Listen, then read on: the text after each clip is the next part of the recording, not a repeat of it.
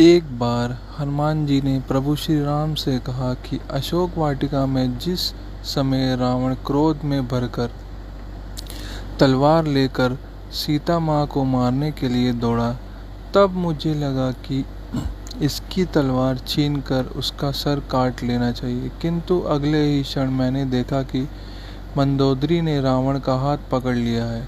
ये देखकर मैं गदगद हो गया।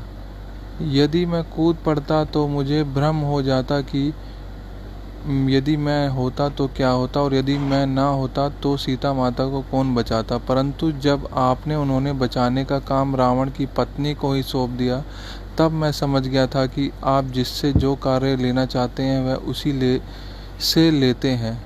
किसी का कोई महत्व नहीं है। आगे चलकर जब त्रिजटा ने कहा कि लंका में बंदर आया हुआ है और वह लंका जलाएगा, तो मैं बड़ी चिंता में पड़ गया कि प्रभु ने तो लंका जलाने के लिए कहा ही नहीं था, और त्रिजटा को लंका जलाने की बात कह रही है।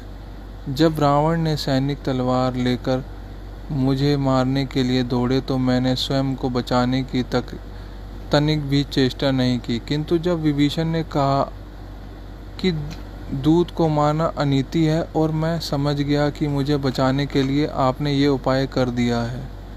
आश्चर्य की बात तो ये रही, जब रावण ने कहा कि बंदर को मारा नहीं जाएगा, इसकी पूंछ में कपड़ा लपेटकर घी लगाकर आग लगाई जाएगी।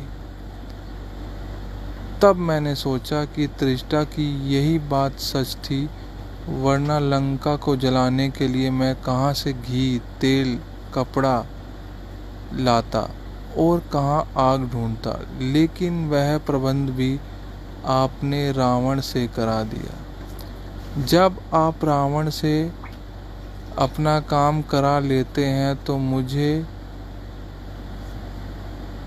ये आश्चर्य नहीं होता कि आप मुझसे भी ये कार्य करवा लेंगे।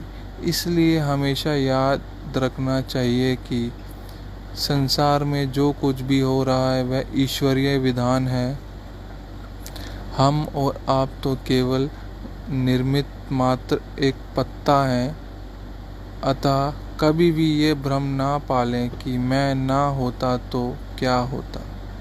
इस धारणा, विचार और इस कहानी का तात्पर्य यही है कि खुद को मैं ना समझे। जय श्री राम। ऐसे ही अद्भुत कहानी और आलोचनात्मक के लिए आप इस चैनल को सब्सक्राइब, शेयर और लाइक ज़रूर करें, और हर हर महादेव, जय श्री राम लिखना ना भूलें। जय श्री राम।